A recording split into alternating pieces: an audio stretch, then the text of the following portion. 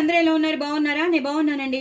ఇవాళ ములక్కాడ సాంబార్ అదిరిపోయింది. అన్ని మనం రెడీగా చేసి పెట్టేసుకుంటే మాత్రం పప్పు ఉడకబెట్టేసుకోవడం కానీ, చింతపండు రసం అన్ని రెడీగా పెట్టేసుకుని, సాంబార్ పౌడర్, పోపు సామాగ్రి అన్ని మనం రెడీ చేసి పెట్టేసుకుంటే మాత్రం ఇది 3 minutes సాంబార్ అండి. అదిరిపోయిందండి. ఏం వాసన వస్తుంది.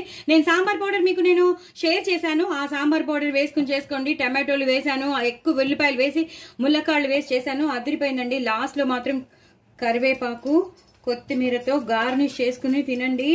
ఒక రేంజ్ లో ఉంటుంది. ఒక రేంజ్ అంటే ఒక రేంజ్. నాకు అది అలవాటు అని మీకు తెలిసిపోయింది. బట్ ఇష్టపడతారని అనుకుంటున్నాను. కామెంట్ బాక్స్ లో పెట్టండి. చాలా చాలా టేస్టీ అయినా 3 నిమిషాల్లో చేసుకుని అన్ని రెడీగా పెట్టుకుంటే 3 నిమిషాల్లో చేసుకునే 3 minutes సాంబార్ అదిరిపోయిందండి.